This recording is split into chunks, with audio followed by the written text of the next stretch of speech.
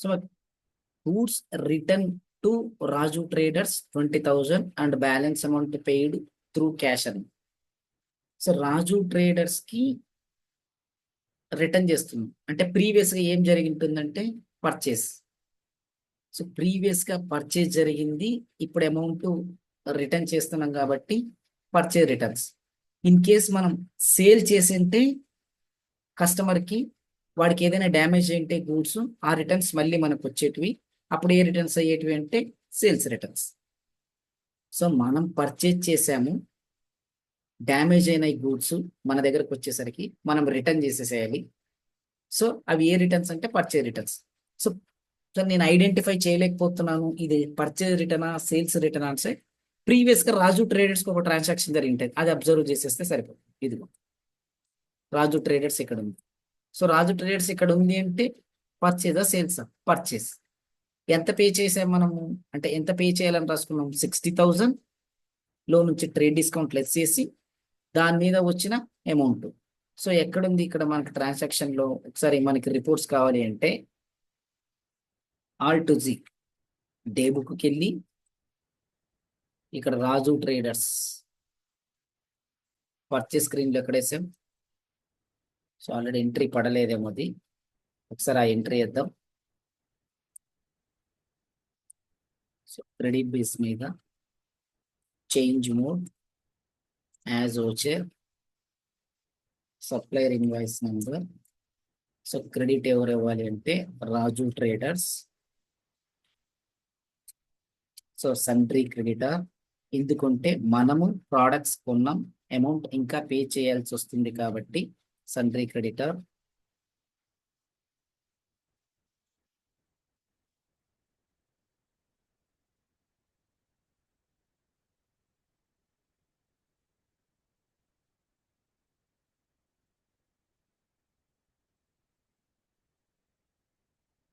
యాక్చువల్గా ఎంత మనం పే చేయాల్సింది? 60,000 లో ట్రేడ్ డిస్కౌంట్ ఉంది ఎంత? 2.5. 60,000 లో 2.2% ట్రేడ్ డిస్కౌంట్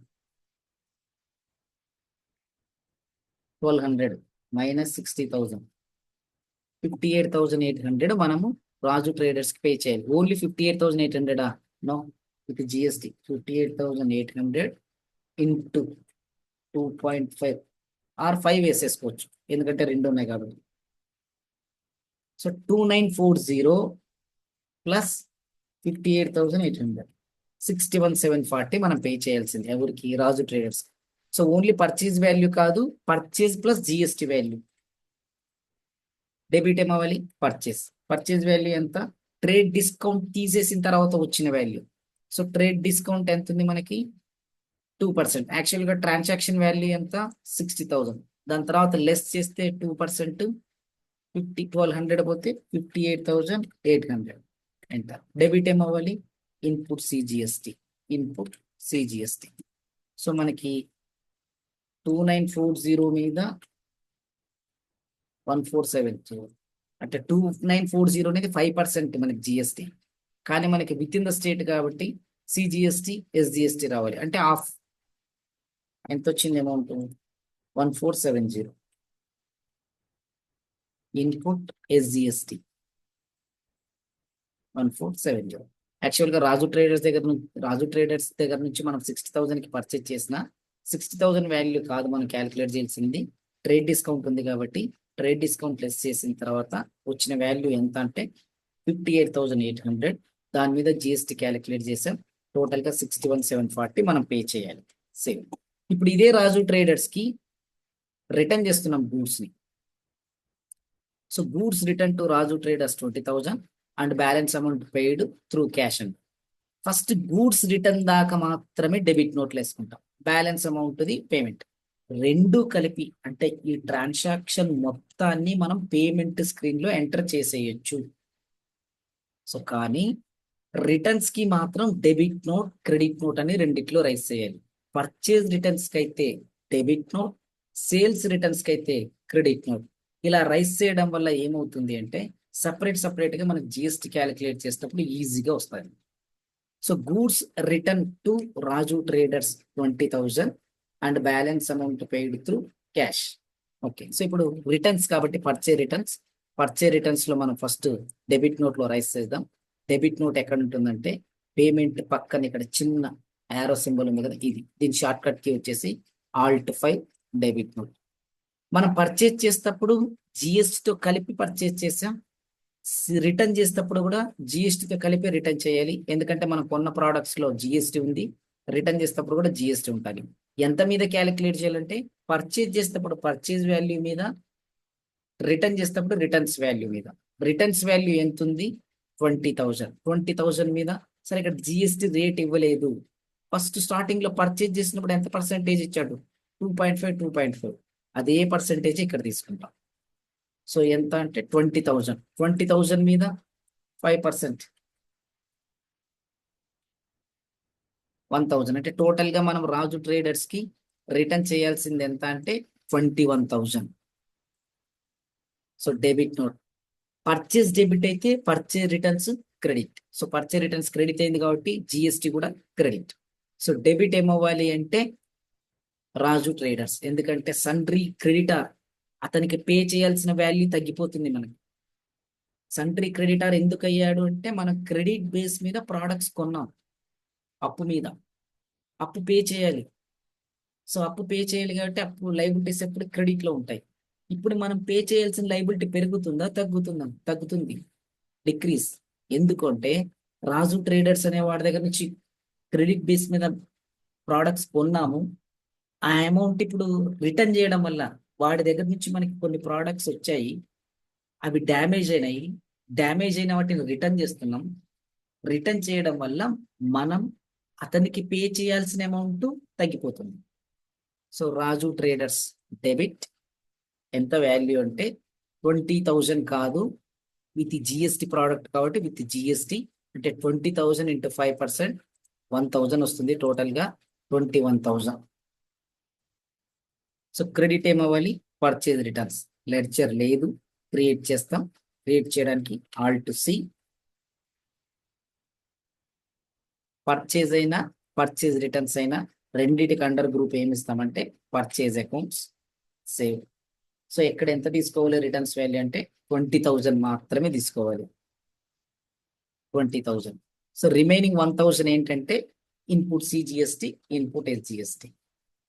సార్ ప్రోడక్ట్స్ బయటికి వెళ్ళిపోతే అవుట్పుట్ అన్నారు కదా, ఇప్పుడు పర్చేజ్ రిటర్న్స్ చేస్తుండడం వల్ల మనకి అవుట్పుట్ వస్తుంది కదా ప్రోడక్ట్స్, అప్పుడు అవుట్పుట్ జిఎస్టి తీసుకోవచ్చు అంటే కుదరదు. సో మనం కొన్నప్పుడు పర్చేజ్ జిఎస్టి మీద ఇన్పుట్ వచ్చింది, రిటర్న్ చేసేటప్పుడు కూడా ఇన్పుట్ ఇవ్వాలి, ఎందుకంటే మనకి అక్కడ ఇన్పుట్ జిఎస్టి వాల్యూ తగ్గిపోవాలి. So credit input CGST. Simple గా చెప్పాలంటే పర్చేజ్ కి పర్చేజ్ రిటర్న్స్ కి input GST. So purchase debit అయిందంటే జిఎస్టి కూడా డెబిట్, పర్చేజ్ రిటర్న్స్ క్రెడిట్ అయిందంటే జిఎస్టి కూడా క్రెడిట్. కన్ఫ్యూజ్ కాకుండా సార్ లాజిక్ అది క్లారిటీగా అంటే purchase input CGST, input SGST అనేది మనకి అసెట్, అంటే మనకి మళ్ళీ రీఫండ్ చేసుకోవచ్చు ఒకవేళ మన సేల్స్ మీద ఉండే జిఎస్టి కంటే. ఇప్పుడు రిటర్న్ చేయడం వల్ల అసెట్ వాల్యూ ఏమవుతుందంటే తగ్గిపోవాలి. సో తగ్గిపోవాలి అసెట్ వాల్యూ అంటే క్రెడిట్ చేస్తాం. So input SGST 500, enter enter. ఇంకెంత పే చేయాలి మనం రాజు ట్రేడర్స్ కంటే ఇక్కడ చూపిస్తుంది 40,740. 61,740 ఉండింది, 61,740లో 21 రిటర్న్ చేసాము. ఇంకెంత పే చేయాలంటే 40,740. ఈ 40,740కి పేమెంట్ స్క్రీన్ లో ఎంటర్ చేస్తాం. ఇప్పుడు ఈ పర్చేజ్ రిటర్న్స్ అండ్ పేమెంట్ రెండు కలిపి పేమెంట్ స్క్రీన్ లో ఎంటర్ చేయొచ్చు, నో ప్రాబ్లం. కానీ మనం పర్చేజ్ రిటర్న్స్ కి సపరేట్ గా డెబిట్ నోట్ లో రైస్ చేస్తాం, దానివల్ల జిఎస్టి రిటర్న్స్ దగ్గర ఎఫెక్ట్ వస్తుంది. దానికోసమే డెబిట్ నోట్ ని సపరేట్ గా చూస్తున్నాం. So next payment. So debit అవ్వాలి. సో బ్యాలెన్స్ ఎంత అంటే రాజు ఎంట్రీ ఏంటి? త్రూ క్యాష్ ద్వారా పే చేస్తున్నాం. క్యాష్ వస్తుందా పోతుందా? పోతుంది. పోతే క్రెడిటా డెబిటా? క్రెడిట్. So cash credit. దేనికోసం పోతుంది అంటే Raju traders. So Raju traders debit ఎంత? ఇక్కడ ఫుల్ అమౌంట్ అన్నాడు కొంత, నేను ఇక్కడ చూడండి. And balance amount paid through cash, balance మొత్తం అన్నాడు. సో ఎంత? 40,740. సో ఇక్కడ ఇతని బ్యాలెన్స్ ఎంత ఉంది? ఇక్కడ 0. ఇన్ కేస్ ఈ 40,740లో మనకి వాడు ముందే చెప్పినాడు అనుకోండి, ఒక 20,000 మాత్రమే ఇప్పుడు పే చేస్తున్నాడు, మిగతా remaining 20,000 after 1 week or after 1 month అంటే అప్పుడు మనం అంతే పే చేసే వల్ల మిగిలిన బ్యాలెన్స్ అక్కడికి చూపించేది. సరే ఎలా? సో 4740లో 20,000 పే చేశాడు అనుకున్నాం, ఇంకా అతని బ్యాలెన్స్ ఎంత ఉంది? 2740. కానీ మనకి ట్రాన్సాక్షన్ అలా చెప్పలే. అండ్ బ్యాలెన్స్ అమౌంట్ పేడ్ అన్నాడు, బ్యాలెన్స్ అమౌంట్ ఎంత ఉంది అంటే 4740. సో క్రెడిట్ ఏమవ్వాలి అంటే cash. Enter, enter, enter. So next bank interest received. Bank interest received మనకి బ్యాంక్ అకౌంట్ ఓపెన్ చేస్తే ఏ ఆర్గనైజేషన్ కైనా ఇంట్రెస్ట్ వస్తుంది. సో జనరల్గా ఈ ట్రాన్సాక్షన్ రాకూడదు, ఎందుకంటే మనం బిజినెస్ నేమ్ మీద ఓపెన్ చేసేది కరెంట్ అకౌంట్. సో కరెంట్ అకౌంట్కి ఇంట్రెస్ట్ రాదు, కాబట్టి ఈ ట్రాన్సాక్షన్ స్కిప్ చేస్తాం. కరెంట్ అకౌంట్కి ఇంట్రెస్ట్ ఇయ్యడు. సో ఒకవేళ ఇంట్రెస్ట్ అలా సేవింగ్ అకౌంట్ మీద ఏదైనా ఇంట్రెస్ట్ వచ్చింది అంటే ఏ ఇంట్రెస్ట్ ఉంటాం. సో అమౌంట్ వస్తుందా పోతుందా? పోతుంది. సారీ, వస్తుంది. త్రూ క్యాష్, బ్యాంక్ ద్వారా. ఎప్పుడైనా బ్యాంక్ ఇంట్రెస్ట్ వచ్చింది అంటే మనకి అమౌంట్ ఇవ్వడు, మన బ్యాంక్ అకౌంట్కి అడ్జస్ట్ చేస్తాడు. అంటే మన బ్యాంక్ బ్యాలెన్స్ 1 lakh ఉంది, 20,000 ఇంట్రెస్ట్ అనుకోండి, 20,000 పిలిచి మనకి ఇవ్వడు, బ్యాంక్కి అడ్జస్ట్ చేస్తాడు. అంటే అప్పుడు మన బ్యాంక్ బ్యాలెన్స్కి 20,000 యాడ్ చేయడం వల్ల బ్యాంక్ బ్యాలెన్స్ 120 అవుతుంది, 1,20,000. సో అది కానీ బ్యాంక్ ఇంట్రెస్ట్ రిసీవ్డ్ అంటే cash debit, interest received credit అని రాస్తుంటారు. సో బ్యాంక్ ఇంట్రెస్ట్ రిసీవ్డ్ వల్ల మనకి క్యాష్ రాదు. మనకి అమౌంట్ క్యాష్ ద్వారా వస్తే క్యాష్ డెబిట్, బ్యాంక్ ద్వారా వస్తే బ్యాంక్ డెబిట్. ఇప్పుడు అమౌంట్ పిలిచి మనకి ఇవ్వడు బ్యాంక్ వాడు, డైరెక్ట్గా మన అకౌంట్కి అడ్జస్ట్ చేస్తాడు. ఆ అడ్జస్ట్ చేసిన అమౌంట్ నువ్వు విత్డ్రా చేసుకుంటే అప్పుడే నీకు క్యాష్ వస్తుంది. అమౌంట్ అడ్జస్ట్ చేసిన ఇంట్రెస్ట్ విత్డ్రా చేసుకుంటే అప్పుడు మనకి అమౌంట్ వస్తుంది. సో అప్పటిదాకా బ్యాంక్ అకౌంట్కే యాడ్ చేస్తాడు. సో అప్పుడు బ్యాంక్ బ్యాలెన్స్ పెరుగుతుంది, కాబట్టి bank account debit, interest received credit. ఎందుకంటే దేని ద్వారా వస్తుంది ఈ అమౌంట్ అంటే మనకి బ్యాంక్ ఇంట్రెస్ట్. మనది ఏ బ్యాంక్ అకౌంట్ ఓపెన్ చేసాం? Canara bank. So Canara bank debit, interest received credit, amount వస్తుంది కాబట్టి receipt screen F6 receipt. So F6 first credit అడిగింది. క్రెడిట్ ఏమవ్వాలంటే బ్యాంక్ ఇంట్రెస్ట్, ఇక్కడ ఎక్కడే కానీ లేదు లెడ్జర్. సో క్రియేట్ చేయాలంటే Alt+C. So bank interest received, enter, enter. ఇది ఇన్కమ్ కాబట్టి ఇండైరెక్ట్ ఇన్కమ్. సో సేల్స్ తప్ప మిగతా ఏ ఇన్కమ్ అయినా రాని అది ఇండైరెక్ట్ ఇన్కమే. సేల్స్ తప్ప ఏ ఇన్కమ్ అయినా రాని ఇండైరెక్ట్ ఇన్కమే. సో ఇన్కమ్ అని ఎలా చెప్తామంటే అమౌంట్ వస్తుంది, క్యాష్ ఇన్ఫ్లో. క్యాష్ ఇన్ఫ్లో అయినప్పుడు ఇన్కమ్ అన్న అవ్వాలి, లైబిలిటీ అన్న అవ్వాలి. సో క్యాష్ అవుట్ఫ్లో అయినప్పుడు ఎక్స్పెన్సెస్ అన్న అవ్వాలి, అసెట్ అన్న అవ్వాలి. సో ఇప్పుడు క్యాష్ ఇన్ఫ్లోనా అవుట్ఫ్లోనా? ఇన్ఫ్లో, ఎందుకంటే రిసీవ్డ్ అన్నాడు కదా. పెయిడ్ అన్నప్పుడు మాత్రం అవుట్ఫ్లో. పెయిడ్ అంటే అవుట్ఫ్లో, రిసీవ్డ్ అంటే ఇన్ఫ్లో. రిసీవ్డ్ అన్నాడు ఇన్ఫ్లో అవ్వాలి. సో ఇన్ఫ్లో అయినప్పుడు ఇన్కమ్ అన్న అవ్వాలి, లైబిలిటీ అన్న అవ్వాలి. సో పర్టికులర్ గా ఇన్కమే ఎందుకు, లైబిలిటీ తీసుకోవచ్చు కదంటే ఇక్కడ ఇన్కమ్ కి లైబిలిటీకి ఒక డిఫరెన్స్ అని చెప్పాడు. Obligation to repay, no obligation to repay. So మనకి అమౌంట్ వచ్చింది, సో ఈ అమౌంట్ మళ్ళీ తిరిగి రీపే చేయాలి అంటే లైబిలిటీ. రీపే చేయము, మన బిజినెస్ లోనే ఉండిపోతుంది అంటే ఇన్కమ్. సో ఇప్పుడు బ్యాంక్ ద్వారా వచ్చిన ఇంట్రెస్ట్ మన దగ్గరే ఉంటుందా, లేదా మళ్ళీ తిరిగి ఎవరికైనా రీపే చేయాల్సి వస్తుందా? రీపే చేయం, మన దగ్గరే ఉండిపోతుంది కాబట్టి ఇన్కమ్. సో ఇన్కమ్స్ క్రెడిట్ ఉంటాయి. సో వాల్యూ ఎంత అంటే 2000. డెబిట్ ఏమవ్వాలి, క్యాష్ అవ్వకూడదు, ఎందుకంటే ఎప్పుడైనా సరే బ్యాంక్ ఇంట్రెస్ట్ మనకి క్యాష్ ద్వారా ఇవ్వడు, అకౌంట్కే క్రెడిట్ చేసేస్తాడు, అకౌంట్కే అడ్జస్ట్ చేసేస్తాడు. అప్పుడు మన బ్యాంక్ బ్యాలెన్స్ పెరుగుతుంది. ఇన్ కేస్ అప్పుడు కావాలంటే వెళ్ళి మనం అమౌంట్ డ్రా చేసుకోవచ్చు, అప్పుడు క్యాష్ వస్తుంది. So interest received, credit, bank, debit. Enter, enter, enter, enter, enter, enter, enter. Next purchased machinery 3,20,000, IGST 28%, paid by owner. So A transaction అయినా ఫస్ట్ మనం అబ్జర్వ్ చేయాల్సింది అది పెయిడా రిసీవ్డా అని చూడాలి. పెయిడ్ ఉంది, సో పెయిడ్ లో మళ్ళీ మనం పే చేస్తున్నామా, పక్కన ఏదో ఒక చిన్న లిటికేషన్ ఇచ్చాడు బై ఓనర్ అని. సో ఓనర్ అనేవాడు పే చేస్తున్నాడు, మనం కాదు. సో ఓనర్ వేరు, బిజినెస్ వేరు, as per business entity concept.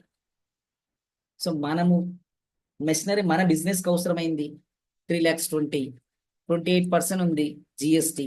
So 3,20,000 into 28/100, 89,600. So 89,600 GST value plus 3,20,000 machinery value. Total గా మనం పే చేయాల్సింది ఎంత అంటే 4,09,600. కానీ ఇది మనం పే చేయలేదు. ట్రాన్సాక్షన్ ఇక్కడ దాకే, పర్చేజ్డ్ మెషినరీ 3,20,000, ఐజిఎస్టి 28% పెయిడ్, ఇక్కడ దాకే ఉండింది ట్రాన్సాక్షన్ అంటే మనం పే చేసినట్టు. ఇక్కడ పెయిడ్ బై ఓనర్ అన్నాడు అంటే మన ద్వారా పే చేయలేదు, ఓనర్ పే చేశాడు. మన బిజినెస్ లో అమౌంట్ వెళ్ళలేదు, ఓనర్ తన సొంత అంటే తన పర్సనల్ అమౌంట్ తీసి మెషిన్ కొని బిజినెస్ కి ఇచ్చాడు. ఎలా చెప్పాం సార్ ఓనర్ తన పర్సనల్ అంటే? ఇక్కడ చెప్పాడు కదా పెయిడ్ బై ఓనర్ అని. సో ఇక్కడ దాకా పెయిడ్ దాకే ఉందంటే మనం అంటే బిజినెస్ పర్చేజ్ చేసింది.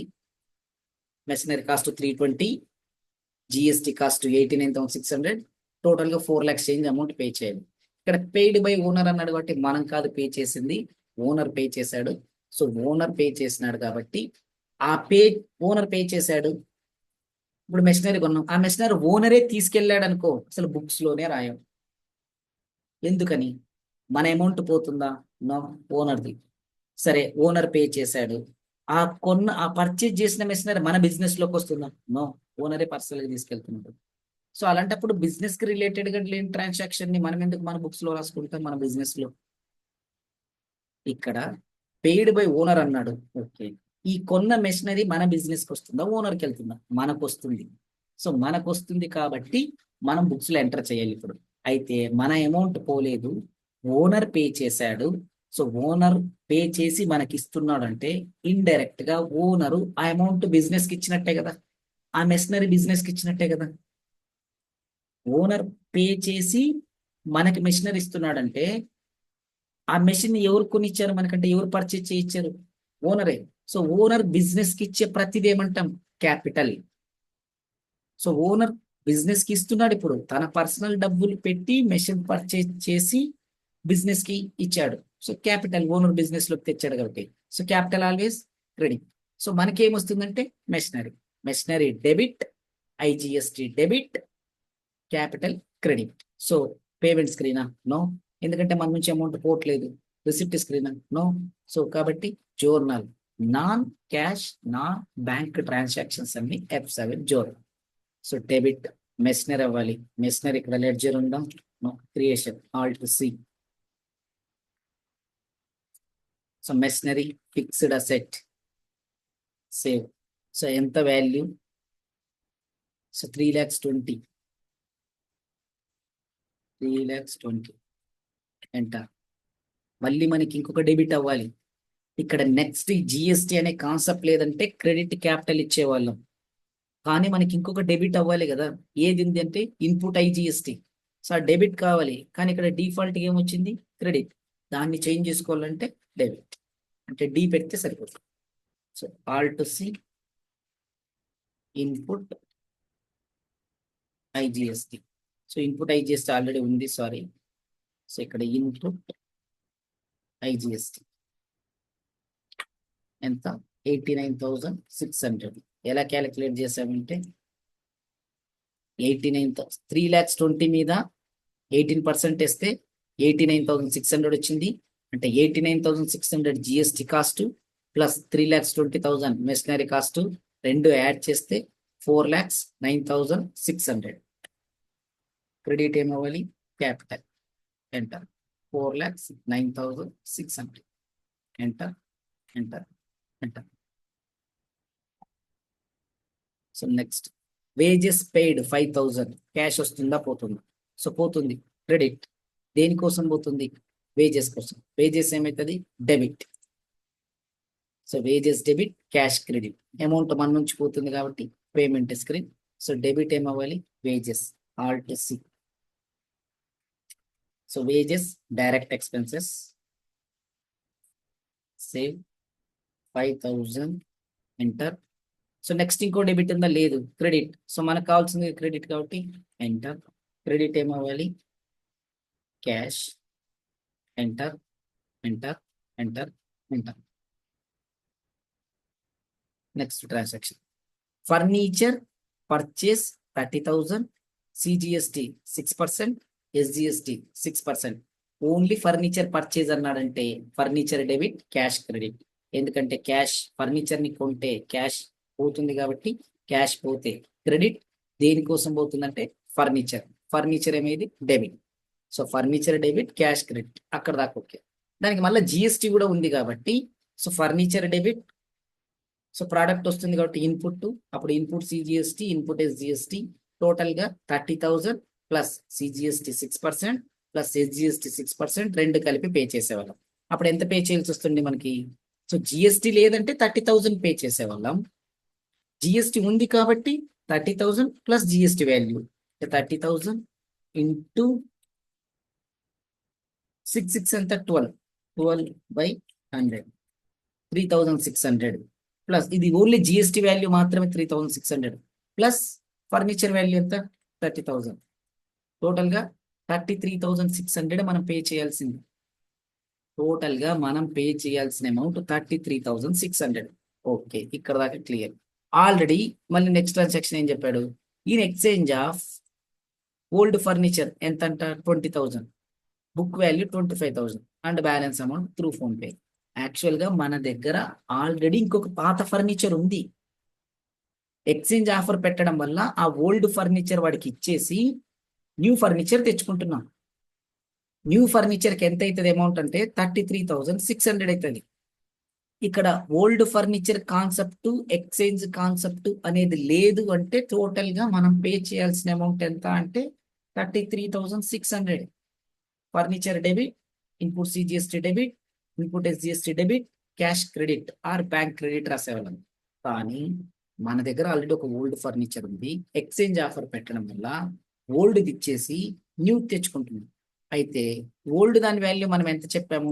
25,000 చెప్పాము. కానీ వాడెంత తీసుకున్నాడు? సరే ఈ మీ దగ్గర ఉన్న ఓల్డ్ ఫర్నిచర్ది మీరేమో 25 చెప్పారండి, 25 వీల్ అవ్వదు, దాని వాల్యూ 20,000 అయితేనే నేను యాక్సెప్ట్ చేస్తానంట. సరే మనం కూడా యాక్సెప్ట్ చేస్తాం. 20,000 ఒప్పుకున్నాడు. ఇప్పుడు ఇంకెంత పే చేయాలి మనం? ఇక్కడ ఒక ఫర్నిచర్ వస్తుంది, ఒక ఫర్నిచర్ వెళ్ళిపోతుంది. సో ఒక ఫర్నిచర్ వెళ్ళిపోతుంది అంటే సేల్ చేసినట్టే. ఫర్నిచర్ అంటే ఏదైనా సరే ఫిక్స్డ్ అసెట్ మన దగ్గర నుంచి వెళ్ళిపోతుంది సేల్ చేసామంటే అయితే ప్రాఫిట్ ఉంటుంది, లాస్ ఉంటుంది. ఇప్పుడు మన వాల్యూ ఎంత ఉన్నిందంట? 25,000 వాల్యూ ఉండేదాన్ని ఎంతకి ఇచ్చేసాం మనం ఎక్స్చేంజ్ లో? 20,000. ప్రాఫిటా లాస్? లాస్. 25,000 ఉన్నదాన్ని 20,000కి ఇవ్వడం వల్ల 5,000 లాస్. ఓకే, ఇప్పుడు మనము పే చేయాల్సిన అమౌంట్ ఎంత? 33,600. అందులో నుంచి 20,000 లెస్ చేయాలి, ఎందుకంటే 20,000 క్యాలిక్యులేట్ చేస్తాడు. అంటే ఎంత తీసుకుంటాం? 13,600. సో ఇక్కడ పేమెంట్ స్క్రీన్కి వెళ్ళి డెబిట్ ఫర్నిచర్. సో ఫర్నిచర్ అనే ఎంట్రీ లేనట్టుంది. సో మళ్ళీ ఆ ఎంట్రీ వేయాలి. సో నెక్స్ట్ క్లాస్లో దీనికి డీటెయిల్డ్గా ఒక నోట్ రాసి ఎంట్రీ రాసి డీటెయిల్డ్గా చెప్తాను. సో దీనికి వీడియోని గ్రూప్లో పోస్ట్ చేస్తాను. మరి ఇక్కడ ఇప్పుడు వరకు జరిగిన ఈ 4-5 ట్రాన్సాక్షన్లు ఏమైనా డౌట్స్ ఉన్నాయా?